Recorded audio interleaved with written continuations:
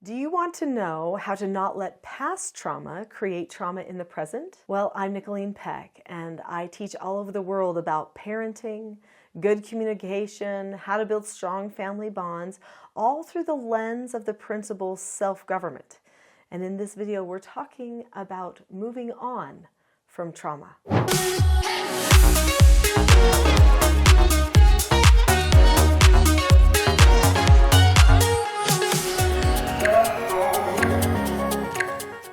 In this video, we're going to be talking about trauma, what it is, and also talk about what you can do, what steps you can take to leave some of that trauma in your past and not have to carry it with you. Trauma is a deeply distressing or disturbing experience, and it can happen to anyone. Our bodies can experience trauma, and our minds can experience trauma. I understand trauma because I've had a bit of trauma myself. In fact, sometimes we have trauma and we don't even exactly know where it came from. One time I had PTSD, and that was really difficult for me to work through. And I will be forever grateful for modern medicine that helped me at that little time in my life. I've also had some traumas with my body that I'm working through too. But I'll tell you what, at the time when I had PTSD, so this was at a time after the birth of my fourth child, so after Porter was born, things went really wrong with the birth. And I thought I had made it through pretty well. I was moving myself forward, and I thought that I had also made it through a lot of other things at home too. I came home from the hospital with a new baby and 3 other children, and my husband was ill on the couch with strep throat, and he couldn't help me. I had no one there to help. I had had surgery with this birth because of how things went with the birth. I had experienced shock during the birth, so my body went through a lot of things.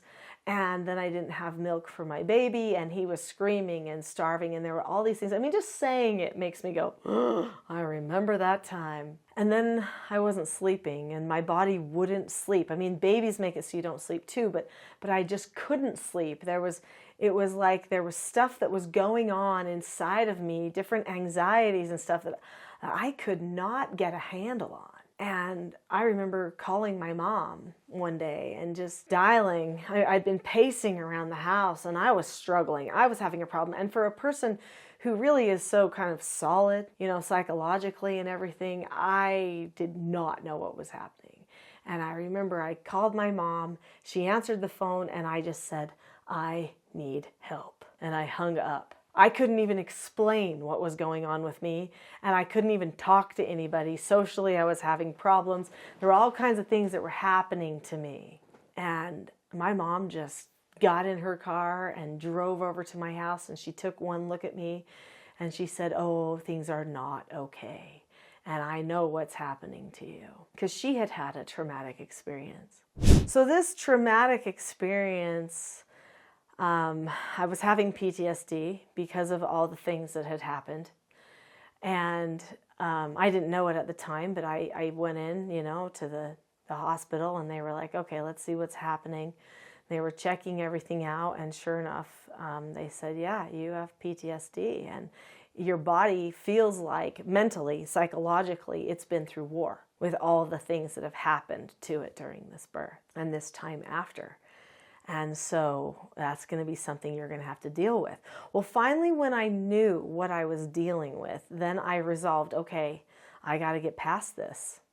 It was still hard. It wasn't easy. There was depressive moments. There were things that were, my body chemicals were trying to come down too from pregnancy and just all those things. Maybe this is too much information to even share, but I just want you to know that I've had experiences that I know what it feels like to have a hard time to let something go, and a hard time, with normal life afterwards. So even though I got my brain back and I was like, I'm moving forward, I was so afraid of getting sick, because anytime I would get sick after that, I started feeling a little bit like I did back when I lost my noodles. That's what we called it in the family. The time Mom lost her noodles. And I didn't want to lose my noodles again. And if I ever got too tired, I was worried about losing my noodles. So my anxieties and my stresses were a little bit higher based on that time that I had experienced that traumatic experience. Those were effects of trauma. So how did I move on? Because I'm at a stage now in life, and of course it's many years later, Porter's 20, but I don't worry about getting sick as much anymore. I don't worry about my sleep as much. I just tell myself, no problem. I'll just, have a nap this other time or whatever it is. And by the way, at the time, I did start taking little naps so that I would always know that I had enough sleep, because I didn't want my brain to bottom out again and experience what it had experienced. So sometimes even on the opposite side of trauma, you've come through it, then you still are carrying pieces of it with you.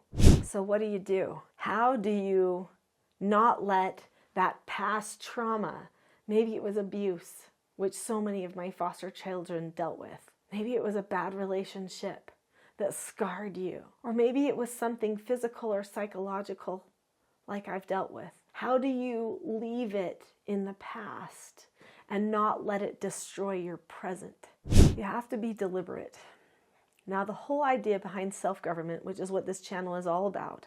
I mean, if you've subscribed to this channel already, you know I talk about self-government in almost every video, because that is the lens I'm looking through. Well, I realized I had to self-govern me. I couldn't try to make it so that my whole environment around me, like the sleep and the sickness possibly coming in and everything else, I couldn't control all of that. And if I spent my life trying to control it, the anxiety would go through the roof. Instead, what I needed to do was focus on the skills that I needed to control me in the moment. And I already knew those skills because I had been teaching those skills already for so long. And that was a blessing for me. So I told myself, I'm not going to accept stress. I won't. I'm not giving into it. It does not get to have power to control me. Those fears, those thoughts are not something I'm going to allow to have control over me. I'm going to live as wise as I can so that I don't have problems. But if I do, I'm going to say to myself, if I get sick, that's just a no answer. I have been sick before and I have been fine. I have been sick many times and I am fine. My brain only broke once. It's not going to break every single time that my body has any problem. You have to tell yourself truths. When you're experiencing effects from past trauma in the present, it's usually because you are focusing on, maybe ruminating on this lie or this fear that's in your head. And so you have to tell yourself, actually, no, I will be okay. I can be okay. You have to give yourself permission to drop the subject and move on. Now, I'm a prayerful person. And I'm not shy about telling people that. So I also went to God. Every time I would feel stress coming in, I would go to God and I would say that this needs to be cast out from me. That I follow Him and I'm not going to give in to this. I am not going to believe that I cannot keep going with my life. Sometimes it's tempting to believe that, but we don't have to believe that. There's somebody else who knows we can do it, or we wouldn't even be here. And if you're not a spiritual person, then think of your family. They know you can do it. Think of the people who love you. They're doing it with you. They know you can do it. So you have to tell yourself, I won't get stuck there. That type of resolve is the number one thing that you can do. After that, you might have to give yourself the exact words to say. I do believe in scripts, even though by and large I'm an unscripted person.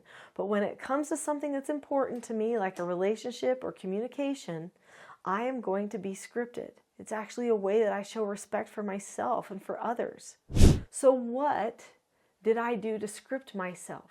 I gave myself words to say. I would say, oh, that's stress, or oh, I'm feeling afraid of getting sick, or I'm feeling afraid of not having enough sleep. Don't be afraid, Nicholeen. Just instruct yourself when to go to bed. So I would accept the no answer by saying, it's okay, don't be afraid, you don't need to be. You can go to bed in 30 minutes from now when you get home. It's okay. I would tell myself a truth and then I would follow through with it. And if another change came up, I would accept that no answer too. So accepting no answers and then giving myself instructions, that helped self-govern me through those experiences of trauma. Especially if you also experience higher levels of anxiety, depression, or other neurodiverse processing. I know that it can be hard to just tell your brain what to do. But that's the cool thing about the human brain, is you actually can do that by and large. Sure, maybe occasionally a person needs a pill. I took Prozac for a little bit. I'm not going to be ashamed about that. It was a blessing. In my life, I was thanking God daily that someone invented it to help me through that hard time. So you may need something like that. But then after that, just choose. Just keep choosing to move forward and choose to drop the subject about those things. And if you have to give it up to God, then do. If you have to tell somebody else about it so that you can move on from it, then fine. But figure out what words you're going to say to that person. If you're going to go to your spouse or your friend, you're going to say, right now, I am stressing about a past trauma and it makes no sense.